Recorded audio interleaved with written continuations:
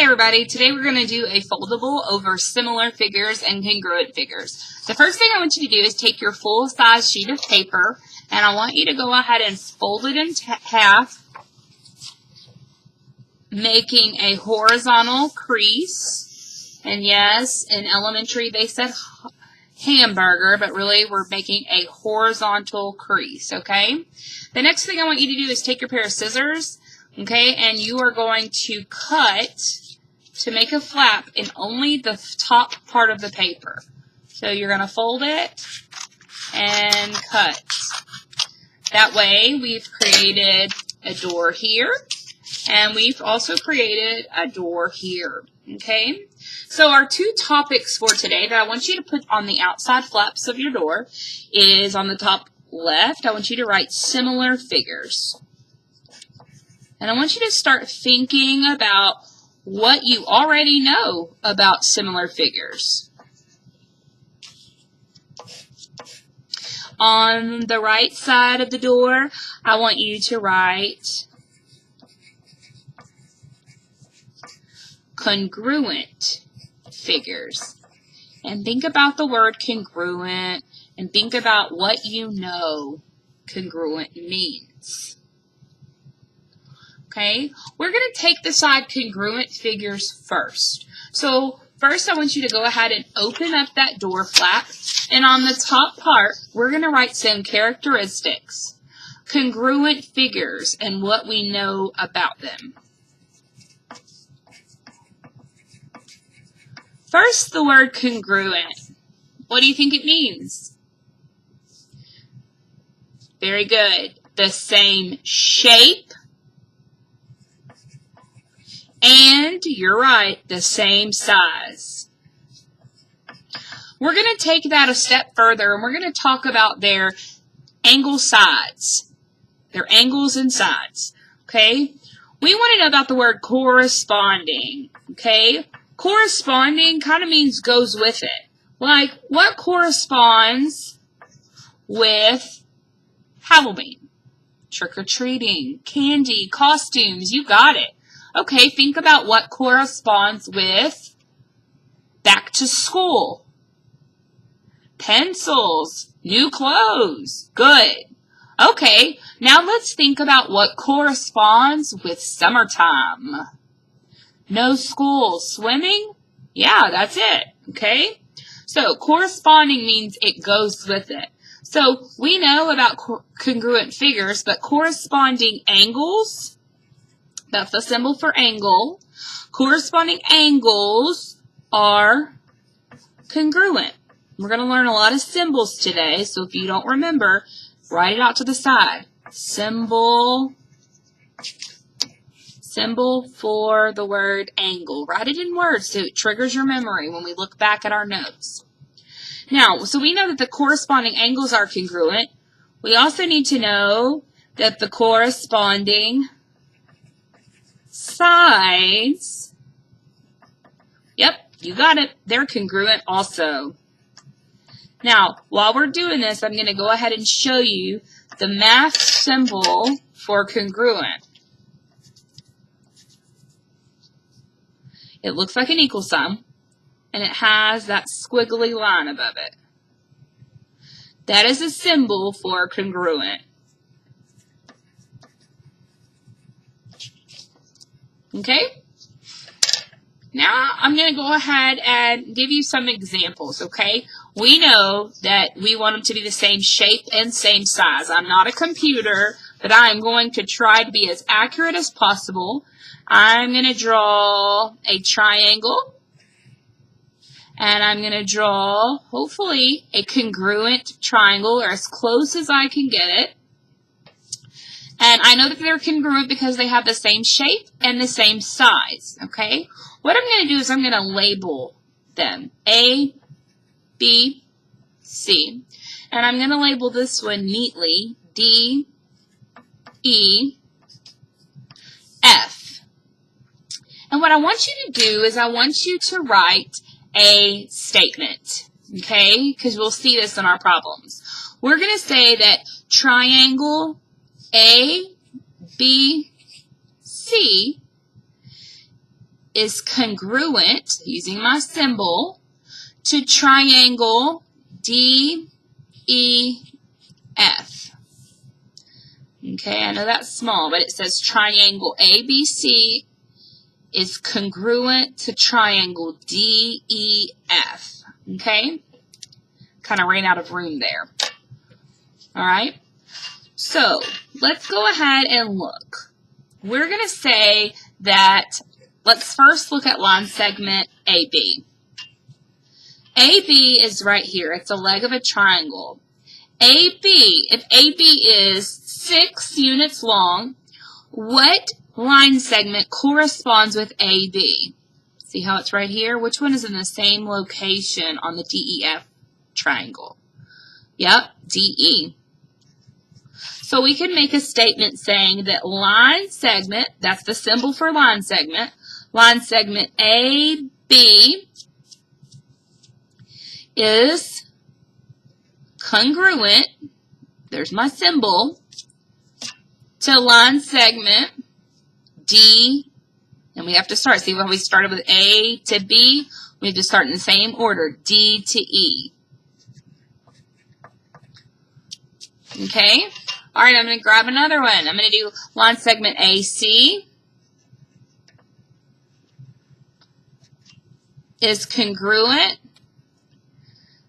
to line segment. See how it's down here?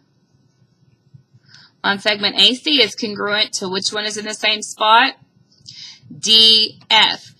Okay? Remember, when A to C, left to right, we have to go in the same order. D to F. Go ahead and see if you could find another one.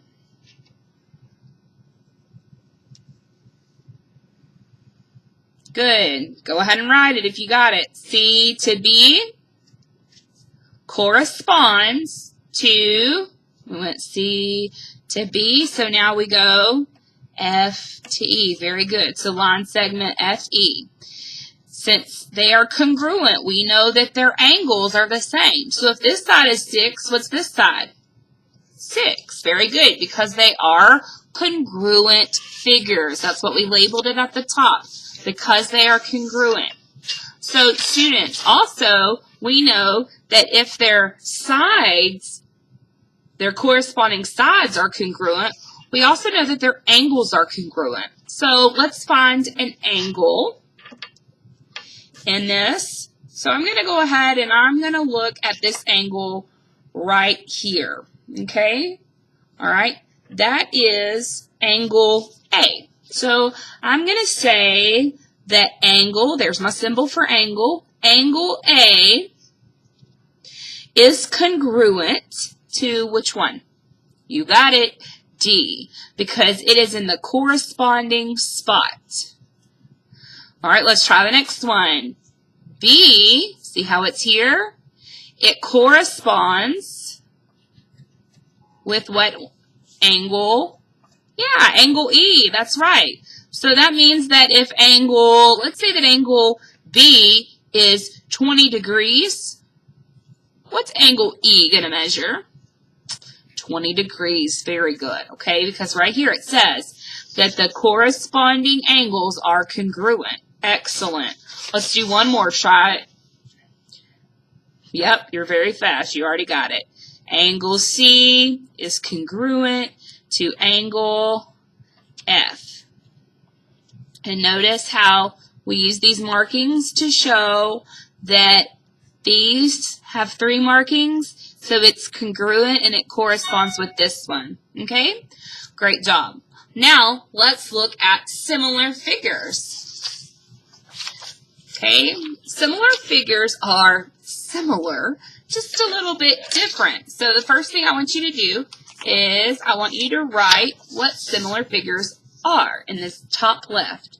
They are the same.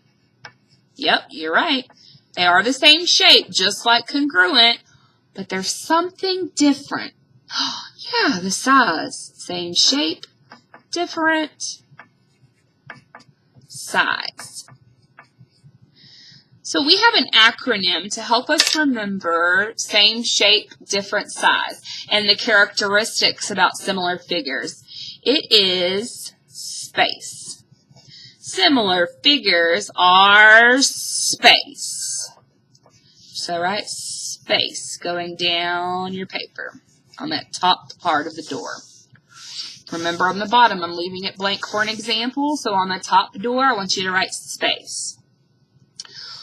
So we have the same shape, but different size, and we know that we just learned that word, corresponding, okay? Goes with it. So, we have corresponding sides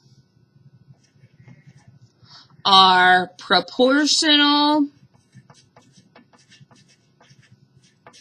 and the angles are congruent. And what does congruent mean?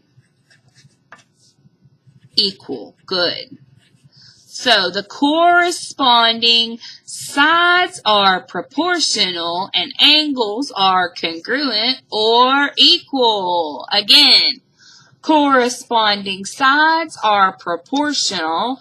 Corresponding angles are congruent or equal. If you need to, go ahead and write here, write corresponding, because when we're talking about the angles that go with it, it's the corresponding sides and the corresponding angles. So again, corresponding sides are proportional. Corresponding angles are congruent or equal. Okay, so let's go ahead and let's try an example. So the first thing that we're going to do, even though we're not computers, is we are going to go ahead and try to draw similar figures. And similar figures can be triangles, they could be rectangles, okay?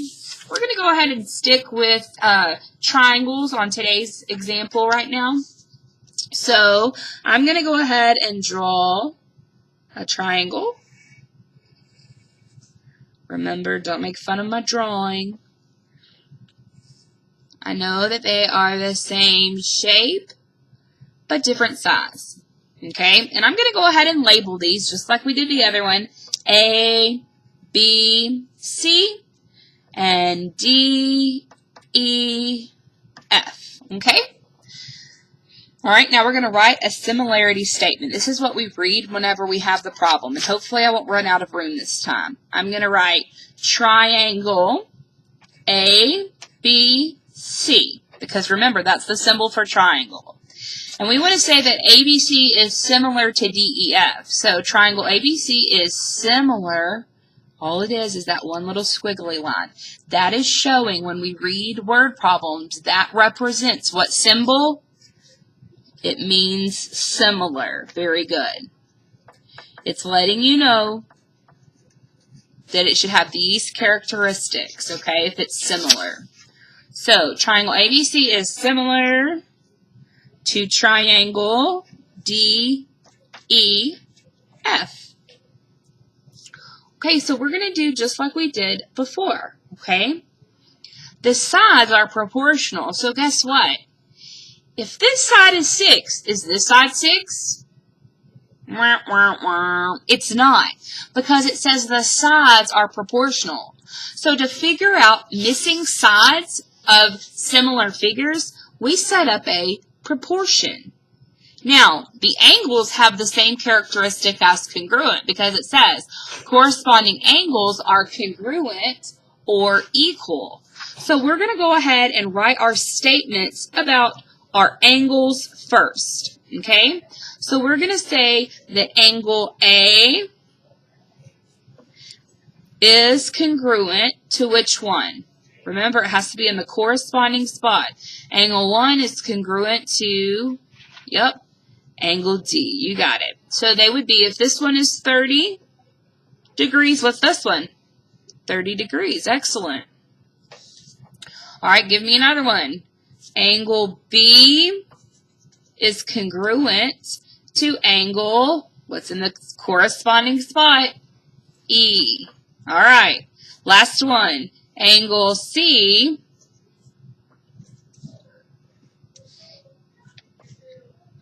corresponds and is congruent to angle F. Excellent. Okay. Now, we have to talk about the corresponding sides. And we know they're not going to be the same measurement, okay?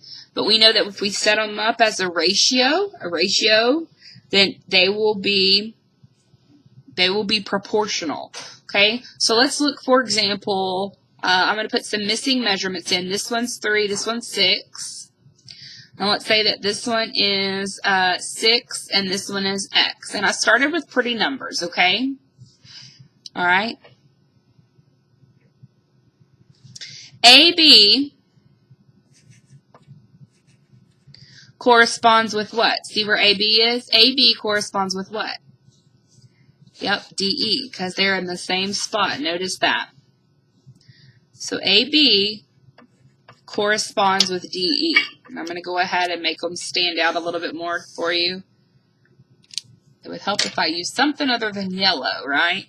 AB, see how it's there, corresponds with DE. Okay?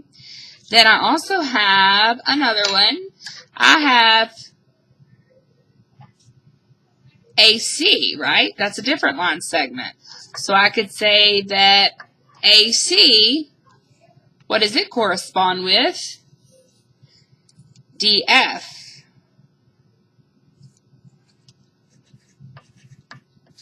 Okay? So, let's see. AB, what's the value of AB in this exact example? AB is 6. 6 corresponds with what value on my little triangle?